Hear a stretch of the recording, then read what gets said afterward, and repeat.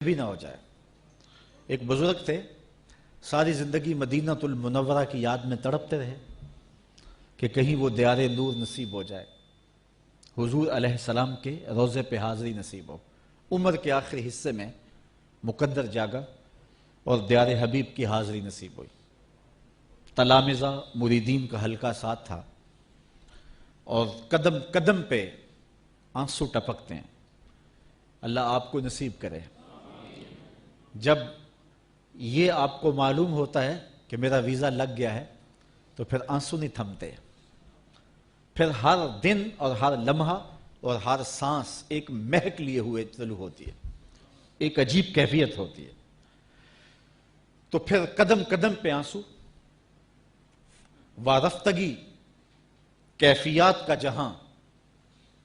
جب حضور کے شہر نور میں پہنچتے ہیں اور روضہ انور کے پاس جاتے ہیں، مواجہ شریف کے روبرو حاضر ہوتے ہیں، تو چند لمحوں کے لیے رکے اور آگے بڑھ گئے۔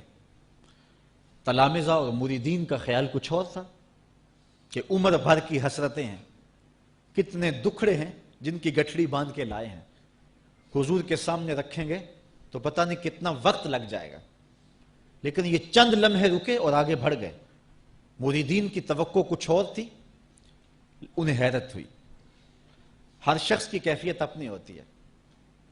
ایک کیفیت یہ بھی ہے کہ ایک بوڑھا حضور کے روضہ انور کے قریب سے گزرنے لگا تو اپنے بڑھاپے کو آواز دیتا ہے، پکارتا ہے کہ اے بڑھاپے، تو نے مجھے کہاں کہاں نہیں گرایا اور میرے ساتھ کیا کیا ستم نہیں ڈھائے، آج تو کہاں چلا گیا ہے؟ اے ذوف مدد کر، در احمد پہ گرا دے، دربان کہیں اٹھ، کہوں اٹھا نہیں جاتا۔ تو ایک کیفیت یہ بھی ہے، لیکن اس کی کیفیت نرالی تھی کہ 2 لمحوں کے لیے رکے اور آگے بڑھ گئے۔ خیر، تلامذہ نے، مریدین نے پوچھا، حضرت بات سمجھ میں نہیں آئی، ہمارا خیال تھا کہ بچپن سے سلگتے ہوئے، روتے ہوئے اور مدینے کے انتظار میں تڑپتے ہوئے زندگی گزری، تو آج موقع آیا ہے تو دل کی حسرتیں نکالیں گے، پتہ نہیں کتنی گٹھلیاں باندھ کے لائے ہیں دکھوں کی جو حضور کے سامنے کھولیں گے۔ لیکن ظہوری کہتا ہے، دکھ درد کے ماروں کو غم یاد نہیں رہتے، جب سامنے آنکھوں کے غم خار نظر آئے۔ اور ایک شاعر بولا، یہ الگ بات ہے کہ تم آئے ہو تو کوئی نہیں، ورنہ درد تو یہاں ہزار رہتے ہیں۔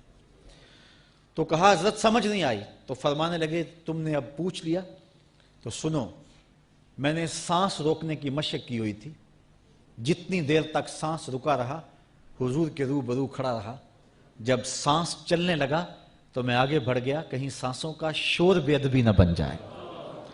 محبت والوں کے تو یہ انداز ہوا کرتے ہیں، پیار والوں کے تو یہ طریقے ہوتے ہیں۔ اور کہاں کہ ترازو گاڑے جا رہے ہیں اور اس کو تولا جا رہا ہے جو تولا نہیں جا سکتا، اس کو ناپا جا رہا ہے جو ناپا نہیں